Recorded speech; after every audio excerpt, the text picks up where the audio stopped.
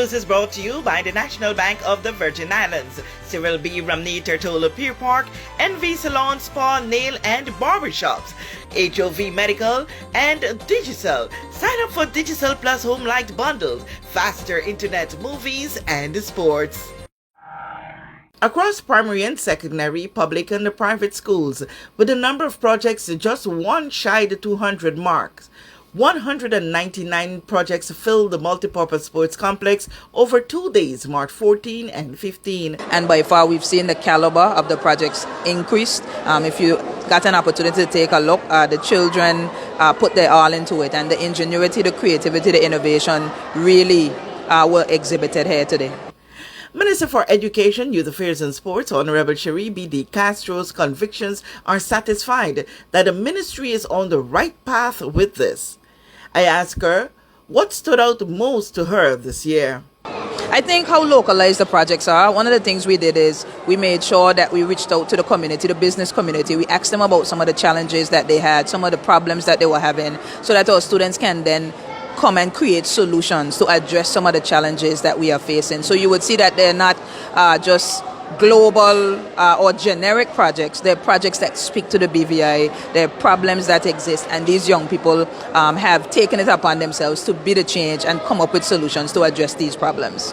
And what I appreciated, right, was the level of detail. And when you go in there and you see things that look like BVI, I've spoken to many persons who have come in and who have taken a look, and they are completely just flabbergasted, completely amazed by the level of talent in the young people. So I think that I'm really appreciative of the fact that they can now see themselves as problem solvers and solution makers in the territory. Did you ever envisage the 4 main islands of the territory being connected by bridges? Well, at least a group of students from the Brigado Flax Educational Center is thinking about it. Amazing. You see, what we're seeking to do when we say moving full steam ahead, science, technology, engineering, arts, and mathematics. And if you ever questioned what we were seeking to accomplish, just look at that project right there and the many others in the room. It really speaks to the imagination. What doesn't exist? What is needed?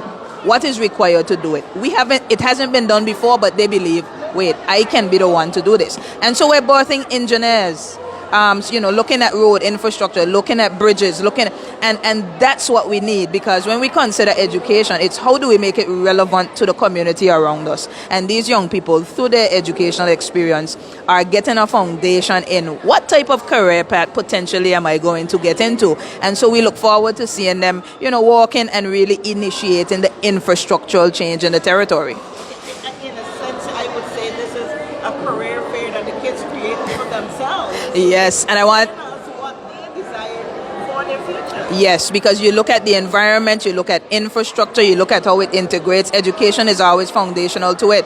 But really, we were able to see them, as I said. I think that's the biggest part and the most mind-blowing part for me. These young people thought about what they wanted the Virgin Islands to look like and how they could have a hand in imagining it. That's what we're talking about when we say we want to have a reimagined education for all in the Virgin Islands. It's exhibited here in the Science and Innovation Fair, and we're just really excited about the outcome of it today. It was not only Honorable De Castro that was enthralled by this project, but also her acting Chief Education Officer, Orlando Crabb, and several others. Let me start by saying I am not a science teacher or scientifically inclined in any way. So what caught my attention may not turn out to be the winner, but there is a project back there where the students did a model of the Virgin Islands and then built a railway system so that there's transportation across the islands. That I'm talking about it, and I got goosebumps when I looked at it, and I'm getting goosebumps again. I just thought that the innovation that went into preparing, just envisioning the project and then creating it was phenomenal, and that is definitely my favorite today. A picking robot with an extendable arm. Would you like me to demonstrate it? Yes. So this arm is controlled by this hub. And so basically what it does is that this yellow one, look at the arm. Open. This blue block is to close it. Yellow's to open, blue's to close. Pink is what? Pink, the motor slips sometimes. So the pink one, when you're not doing anything, you would put it in here. Okay. This is something This- you created? Yes. Let me show you. The green one is to extend. The red one is to retract. Another highlight of the fair was how well students of all ages comfortably and fluently articulated when promoting their projects. And that did not miss the minister.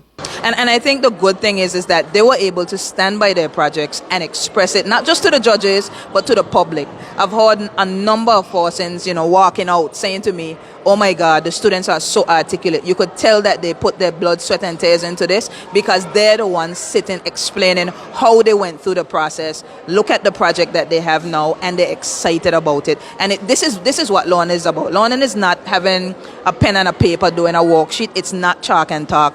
Learning, STEAM, is experiential learning. It's project-based learning. It's how do we get the young people so invested in learning that they then decide to create some output, some solution that ultimately the territory benefits from.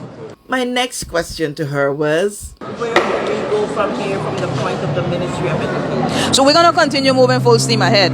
We're excited to build upon it next year. You're going to see a lot more coming out. We have some robotics projects, AI projects in there as well. And the students who would have been in the STEAM innovation class that started in September, they've been here all day exhibiting the work that they have done in the class. And it's been absolutely amazing. So we're going to keep innovating. We're going to keep creating. We're going to keep collaborating. We're going to keep thinking critically. And most importantly, we're going to keep solving problems. We see another team going abroad this year again for another exhibition. That is definitely the expectation, of course. To the fourth global competition, we expect to ensure that the Virgin Islands is present once again. With this JTV News Update, Kathy Richards.